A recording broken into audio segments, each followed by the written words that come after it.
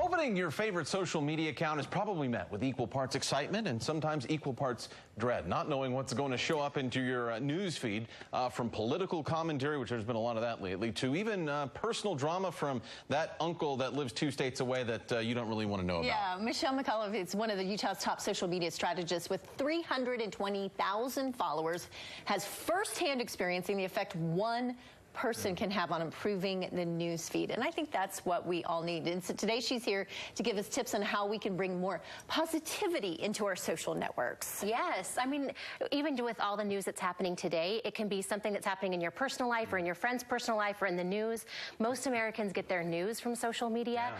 And so as individuals, how can we combat that and stream more positivity into what we do? I think that's really important. I think my big question regarding this is so many people out there say, I am so tired of this. I can't handle any more of this. And yet that is seemingly what gets all the attention, which is what, in a way, we crave when we go to social media. So that lends itself to more and more negativity. How do we stop this?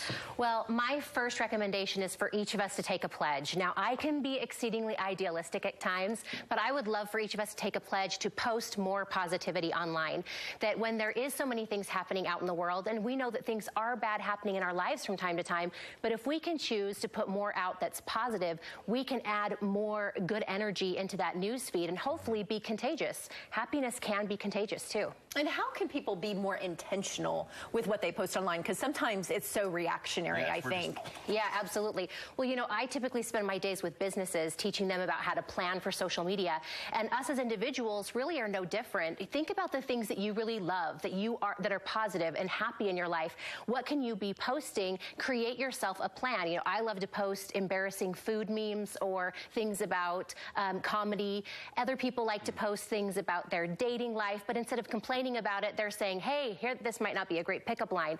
So how can you even take some things in your life that are a little bit crazy and instead of taking a negative spin, put the positive spin on it that might provide more value? We talk about this, it's a great idea, and oftentimes when you talk about grassroots, let's make things better, it sounds bigger. It sounds like something more than we can chew or bigger than we can chew. How do we actually make this happen? Because it sounds great, but it's, you know, easier said than done, right? Yeah, for sure. And I think for each of us, we have that struggle and challenge every day to say, what can I do and add, and will it really make a difference?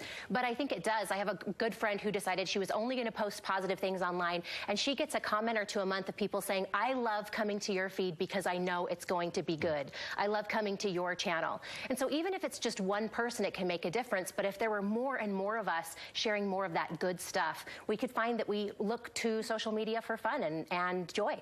Well, you know, I think if you really look at it, one person can really make a change in this world. And if we can pick up steam on social media and make it more positive than negative, I think it's well worth it. Absolutely. So get to posting positive stuff. For sure. Michelle, thanks for being here and hopefully giving us a little bit of positivity to think about next time we get on Facebook or social media, what have you. And we'll take those tips to heart, hopefully. Yeah. Thanks.